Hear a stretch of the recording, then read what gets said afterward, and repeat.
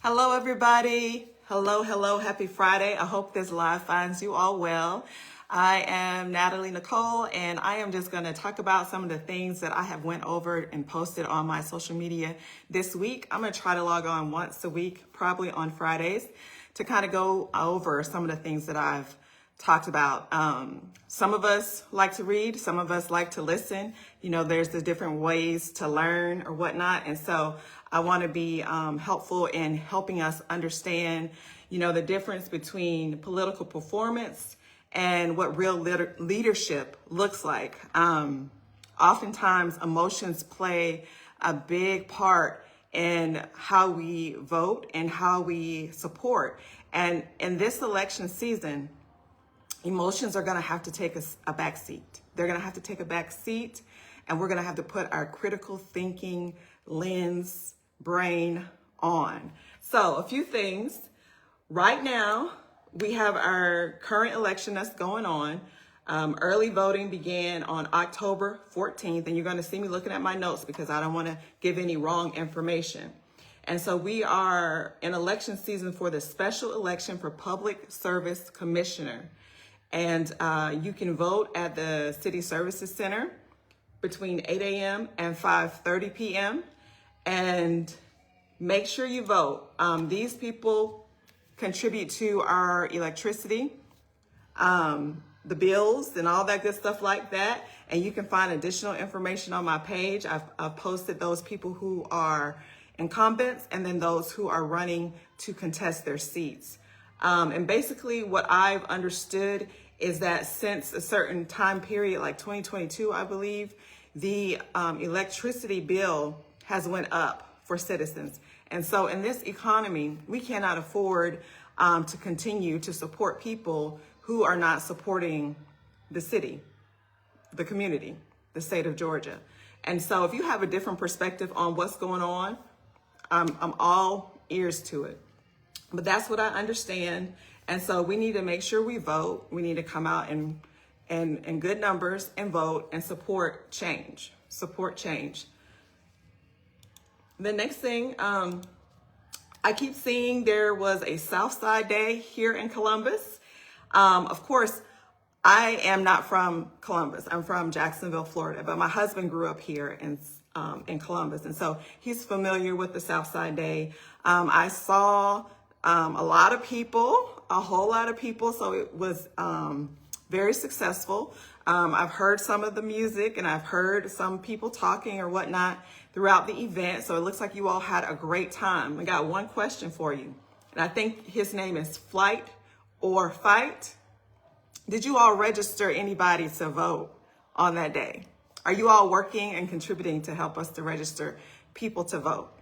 Please reach out to your friends and your family, those who respect you as leaders, those who are more likely to listen to you than they would me or someone else.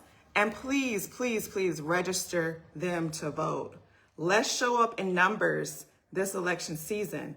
Local elections matter, and this election is so serious, so serious. Also, I heard in the news today that people are confused about what they're heading to the polls for, which, you know, honestly, I find that hard to believe that you make it to the polls and you're not exactly sure what you're voting for. I hope that is not the case. I hope you are informed and you know exactly what you're going to the polls for and who you're voting for. Nonetheless, I think that the candidate didn't mind receiving the free publicity that was added to it by mentioning their name. So a little bit of information as it regards our candidates. We have local city council seats, and then we also have the mayor seat. And so the qualifying time for those people are March 2nd through the 6th, okay? And then election day is May 19th, 2026, okay? I'm not sure when the early voting dates are gonna start, but I always encourage people to get in early. There's no lines. You can go to the Citizen Center or wherever else they may designate for you to vote and get in and get out. It's too easy. So I encourage early voting. Let's see. Yesterday, I posted on my page about the all hands on deck. All hands on deck is, an initiative in the community where the district leaders or whatnot, they ride on a bus and they look at areas and they listen to citizens or whatnot about what's going on in their community. So I'm very disappointed that it was like 30 minutes ago on yesterday, a day before the event, that I learned about it.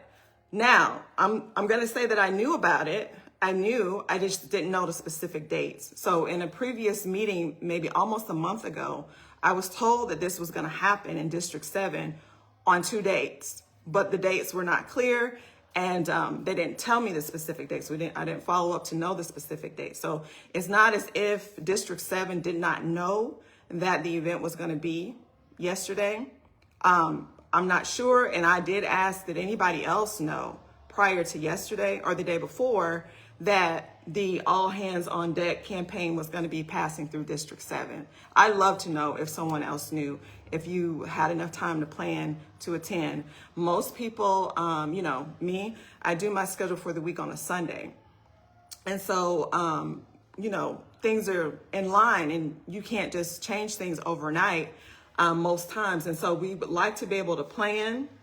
We like to be able to not have to choose between important events. There was another important event that I understood that was happening on yesterday as well, that citizens, needed to be informed about and be present for. And so the conflict in time was just very disrespectful and unthoughtful for the residents in District 7.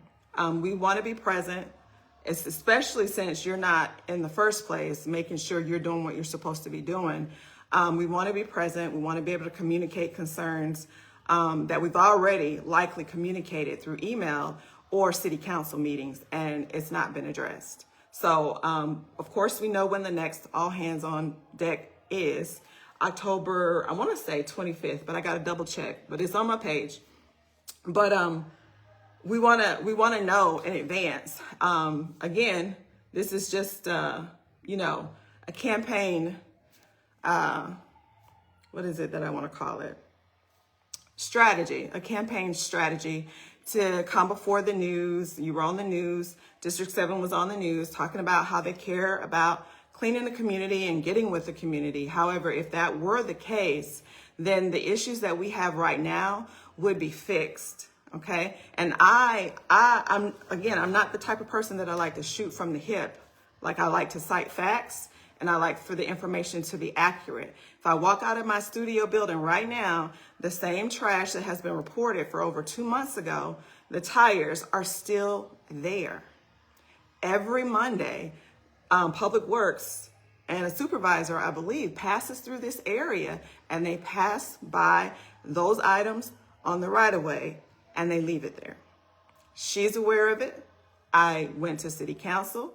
I put a picture on a memo for them to see it, and it is still not fixed.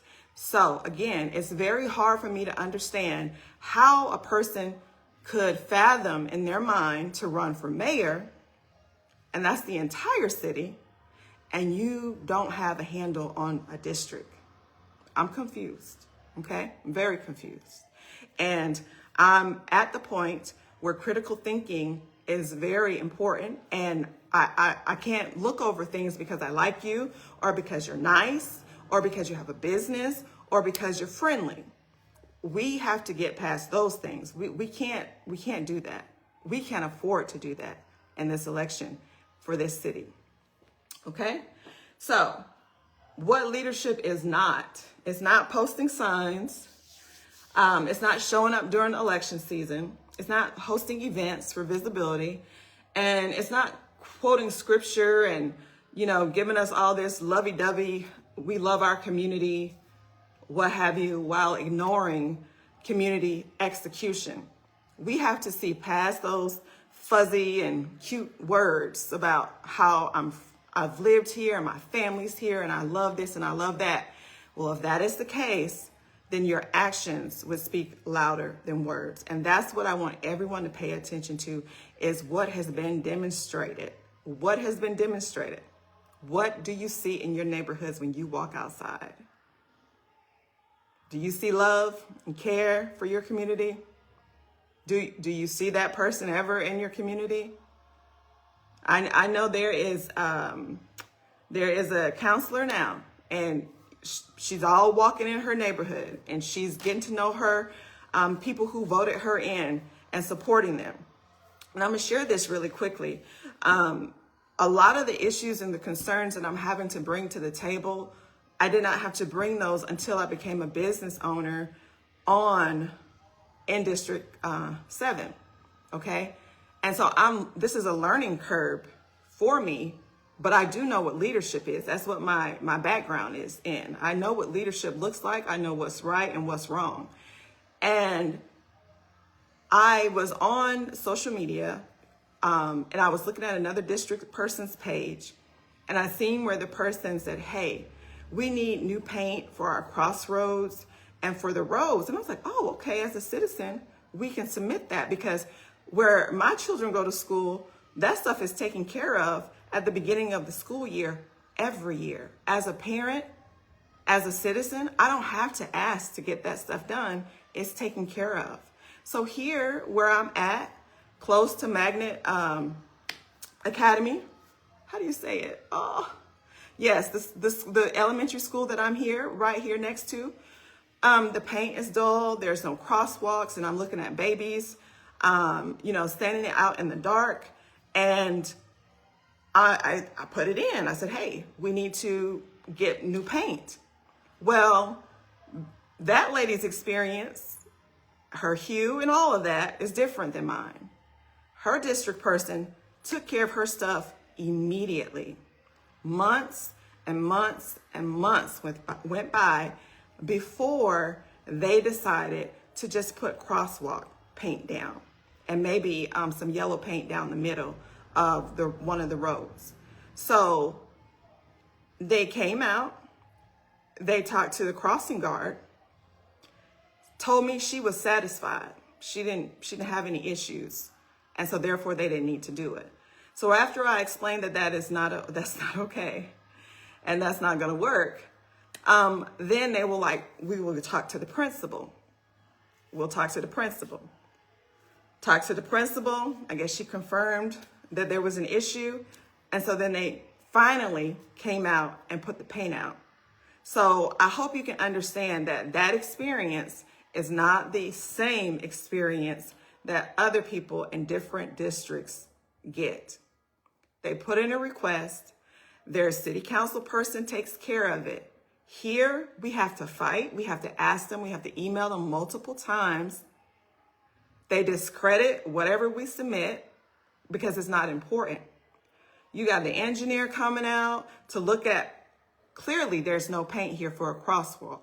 I gotta send you pictures. I gotta show you that these babies are standing here in the dark. There's no paint on the roads and it's dangerous. Something as simple as the bottom line, it's dangerous for young people to have to cross roads or what have you that doesn't have the correct paint, and we didn't want to fix it. More than 3 months to take care of that. My city council person was not effective in helping us get that taken care of prior to school starting here on this side. So when people say, oh, I love her and she's great and she's good, I get it. And it's very well that your experience is totally different from mine. And it's also likely that your hue is a different color than mine. I witnessed this, I seen it happen for another district, said, okay, we can do that here. We can get this paint and stuff taken care of over here. No, not the same thing. We didn't get the same experience. So we've seen the candidates talk about love and unity and service and all this good stuff. We've looking at their social medias and we're seeing how, they want to talk about roads and infrastructure and what do you call this? Cleaning up, and what's the other one they talk about? Safety and all that good stuff like that. Okay.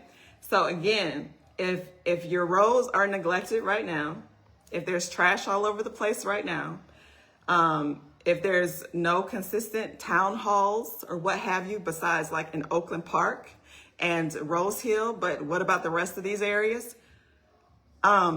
It's not going to change. And how do you promote yourself or upgrade yourself from a district person who's not doing well to a mayor? It doesn't make sense at all.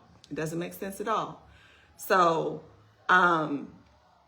it's also been brought to my attention because, District 7 is expansive. You go to South Lumpkin, come on up North Lumpkin, all over here. On this side where I'm at in 31901, you go on down, downtown, uptown, whatever you want to call it, and you got the Ralston. And I'm probably saying that wrong. I'm not from here, so I'm probably getting that wrong. But you got the Ralston place there that's being neglected and not up to code and things of that nature. So like how in your right mind do you just rise above all the issues that you have in your district and then run for mayor? I just don't understand. Okay. I want voters, I want citizens, I want community people to understand what a KPI is. And that's a key performance indicator. Key performance indicator. And if a candidate cannot tell you what their KPI is, which is a key performance indicator, then they're running on emotions. They're betting on you're going to look past, the facts, and they're running on emotions and not execution or anything that they have demonstrated up to now. Okay? So, response time to citizen concerns, right? That's considered a KPI. What do they plan to deliver in that department? Number of blighted properties enforced within 30 days. Okay? It's going on months and months and months for blighted properties here on this side of people who do not live in this state. They live somewhere else. Okay? What has our city council person done to enforce any type of, fixing of this situation? Nothing. And then small business support, which is a campaign slogan as well. For who? For where? I would love to know what exactly has been done to support small businesses in the districts. And zip code 31903, 31901, what's been done? So those things are considered KPIs. They're key performance indicators. It indicates how they're performing. And it's because they show us and they tell us what they plan to do.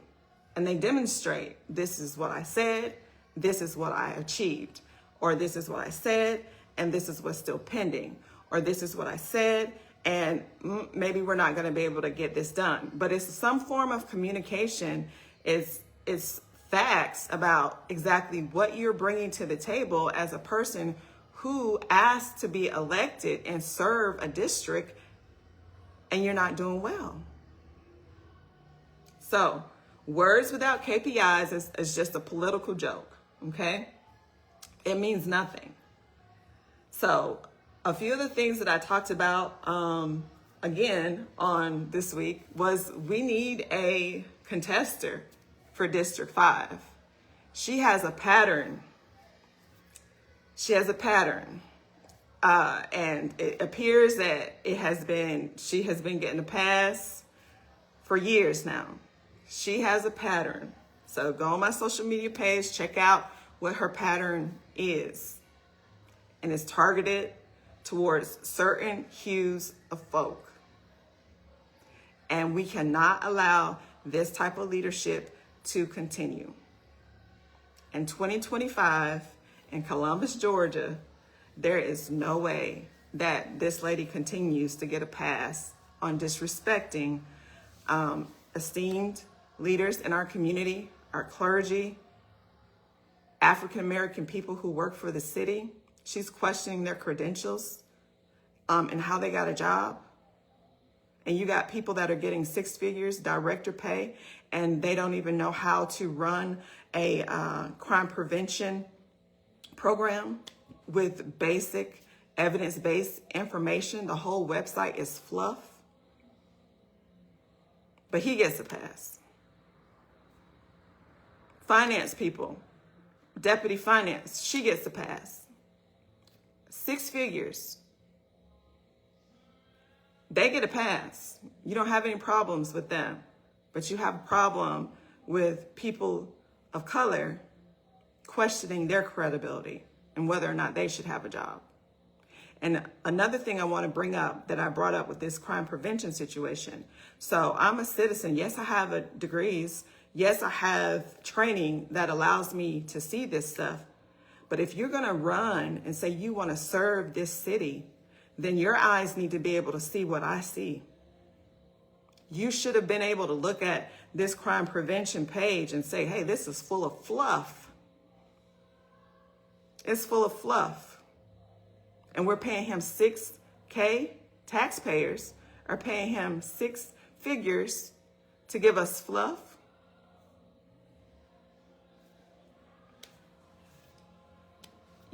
If we could remove city council people during their office, listen, I would definitely vote for it.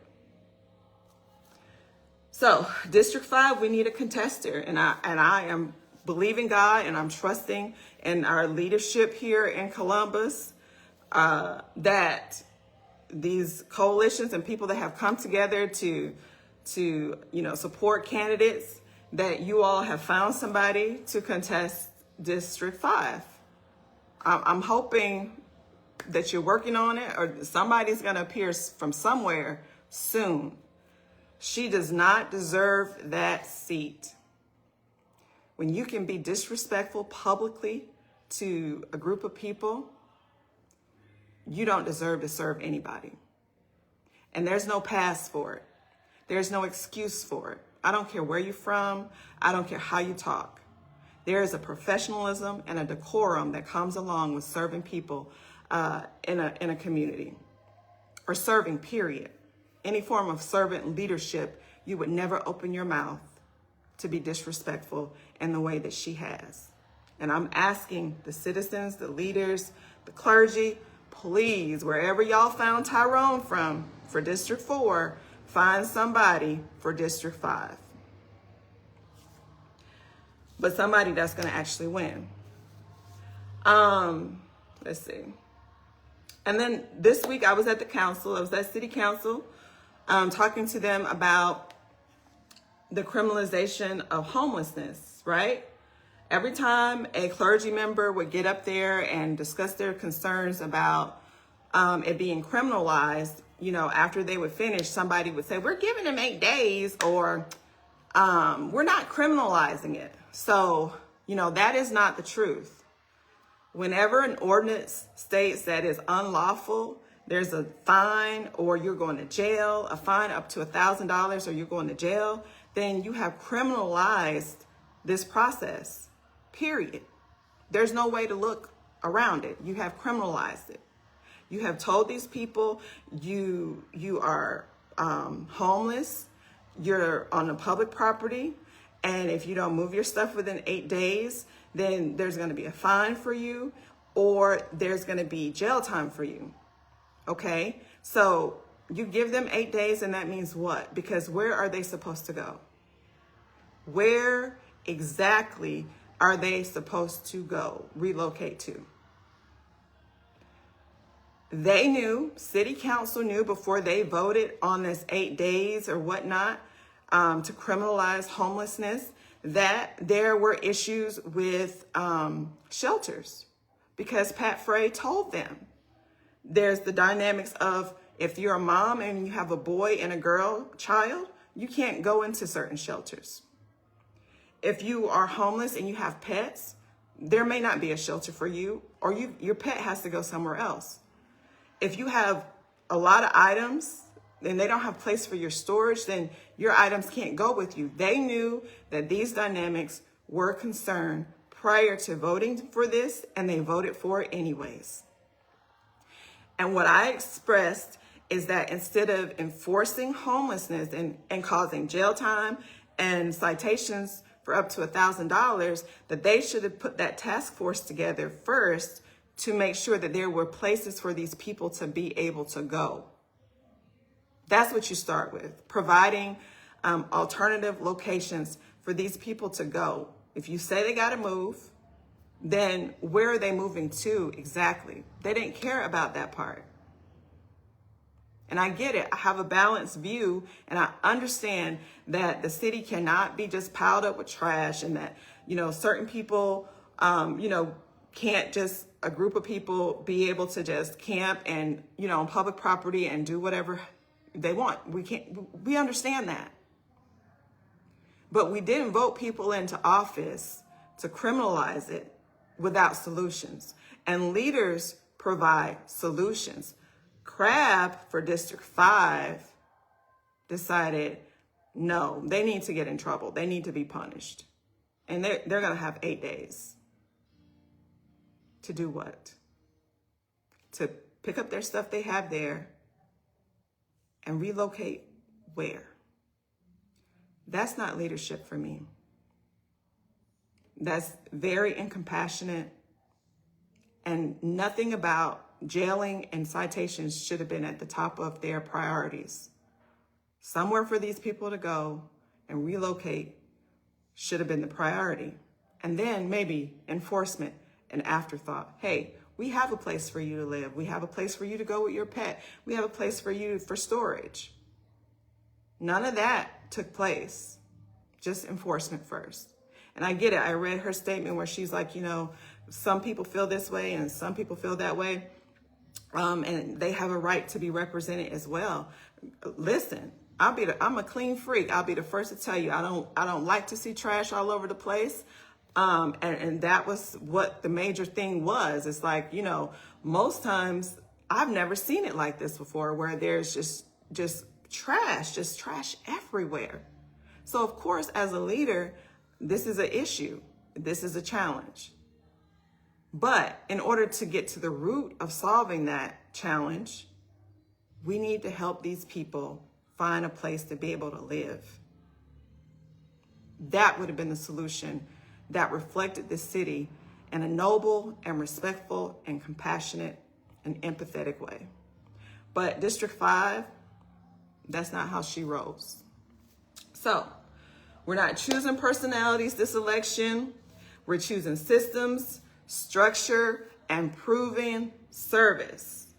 Please, please, please take the time to inform yourself through your personal experience, your witness, and forums that will be coming up, I'm sure, soon on how to vote and vote correctly, okay? This is not a popularity contest. We can love you, like you, and care about you. However, leadership requires a different standard of understanding. It requires demonstration, it requires solutions, and it requires that you're not waiting for a title and a position to serve, that you're already demonstrating that. Now, I'm going to tell you that attaching yourself to organizations who have been putting in the work already just for visibility is a no-go. And we can see straight through that. And whenever I see it, I'm going to expose it. Also, hosting events and, serving a certain part of the community, that's not leadership. It's so much more complex than what people make it out to be. Oh, I love my community and I love people and that's not going to cut it. It's not going to cut it. Because that city council is ruthless. Right now, we have a mayor sitting up there who seems, as one of the citizens called it, is an adorn. How does she say it? What do you call the things you put on a tree? Oh, I can't think of it. But oh goodness, just sitting up there, like with no authority, no anything. And city council, the individuals, like they can't make things happen by themselves. They need the support of all the rest of those people up there in order to make things move and happen. So it's going to take someone who's not afraid to speak truth to power, someone who has proven, demonstrated leadership ability to get things done and make it happen. There's no way that you should be in a seat and you can't not keep your city, your district clean.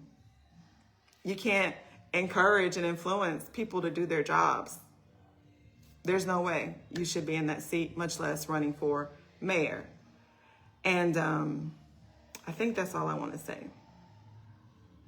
Please, please make yourself informed by way of experience. Like, walk out in your neighborhood, check it out, listen to your neighbors by way of witness and by way of forums. Check out their social media pages. Check out, the forums that they're going to host. Listen to what they have to say and be able to discern, what's fluff and what's fact. Not what I'm going to do, what I want to do, and blah, blah, blah, and you're not doing it now. That's an automatic no-go. Okay? And I know we have new people that are running for seats, and they're new to running. Like, we've not seen them run for anything before. And I think that is absolutely fabulous. It's great. I'm here for it. But what I'm not here for is fluff, okay? In this election, you have to bring it. There needs to be experience. There needs to be demonstration of leadership.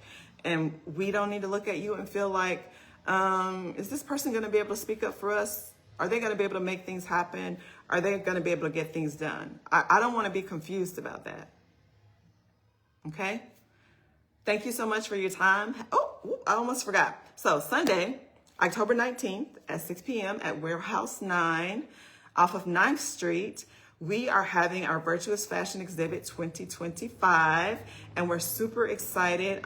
Tickets are still available if you'd like to join us.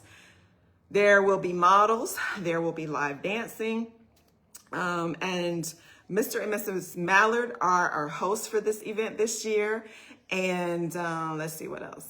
We're super excited. It's going to be a great time. So come out and see us. Get your tickets now because they will not be sold at the door. And I love to meet you.